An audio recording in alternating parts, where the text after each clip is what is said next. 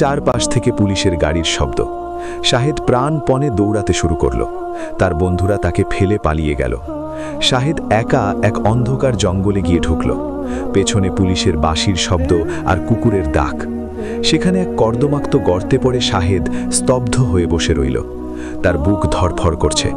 এই প্রথম তার মনে হলো, আজ যদি সে ধরা পড়ে তবে তার জীবনটা চিরতরে শেষ হয়ে যাবে।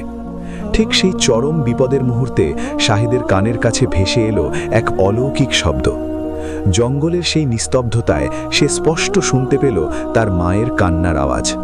হুবহু সেই কান্নার শব্দ যা সে একটু আগে বাড়িতে শুনে এসেছে। শাহেদ ভাবল, মা কি এখানে চলে এসেছেন? কিন্তু পরক্ষণেই সে বুঝল এটা তার মনের কল্পনা নয়। মায়ের কান্নার সুর যেন বাতাসের সাথে মিশে তাকে এক অমোঘ দিক নির্দেশনা দিচ্ছে। শাহেদ কি পারবে এই বিপদ থেকে বাঁচতে? মায়ের কান্নার এই অদৃশ্য শক্তি কি তাকে আজ রক্ষা করবে, নাকি সে পুলিশের হাতে ধরা পড়ে অন্ধকার কারাগারে নিক্ষিপ্ত হবে? শাহেদের জীবনের এই ধ্বংসাত্মক মোড়টি কোন দিকে ঘুরবে? শাহেদ সেই গভীর জঙ্গল থেকে কোনো মতে বেরিয়ে এলো। তার পরনের কাপড় ছিঁড়ে গেছে, পায়ে জুতো নেই। সে ধুঁকতে ধুঁকতে রাস্তার এক ধারে বসে পড়ল। পকেটে হাত দিয়ে দেখল মায়ের সেই শেষ সম্বল। সেই কটা টাকা তখনও তার পকেটে। টাকাগুলো কাদার সাথে মাখামাখি হয়ে আছে। শাহেদ টাকাগুলোর দিকে তাকিয়ে ডুকরে কেঁদে উঠল। যে টাকা দিয়ে সে আনন্দ করতে চেয়েছিল, সেই টাকাগুলো আজ তাকে বিদ্রূপ করছে। সে ভাবল, মা নিশ্চয়ই এখনো জায়নামাজে বসে আছেন। মা কি জানতেন আজ আমি এমন এক বিপদে পড়ব? কেন তিনি আমাকে টাকাগুলো দিলেন? কেন তিনি আমাকে বাধা দিলেন না? শাহেদ যখন টলটলেতে নিজের পাড়ার মোড়ে এলো, দেখল সেখানে অনেক মানুষের ভিড়। সবার মুখে আতঙ্কের ছাপ।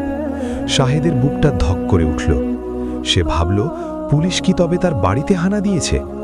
সে ভিড় ঠেলে এগিয়ে গেল, কিন্তু বাড়ির কাছে গিয়ে সে যা দেখল তাতে তার পায়ের নিচের মাটি সরে গেল। তার ছোট ভাঙা ঘরটার সামনে একটা অ্যাম্বুলেন্স দাঁড়িয়ে আছে। প্রতিবেশীরা ধরাধরি করে কাউকে বের করে আনছে। শাহেদ চিৎকার করে উঠল, মা, মা কোথায়? কেউ একজন তার দিকে তাকিয়ে করুণ স্বরে বলল, শাহেদ, তুই কোথায় ছিলি রে বাবা? তোর মা তোকে খুঁজতে বের হয়েছিলেন। রাস্তার মোড়ে যখন পুলিশের গাড়ি দেখছেন তখন ভয়ে আর আতঙ্কে স্ট্রোক করেছেন। উনি বারবার তোর নাম ধরে ডাকছিলেন আর কাঁদছিলেন। শাহেদ স্তব্ধ হয়ে দাঁড়িয়ে রইল। তার মনে হলো আকাশটা তার মাথার ওপর ভেঙে পড়েছে।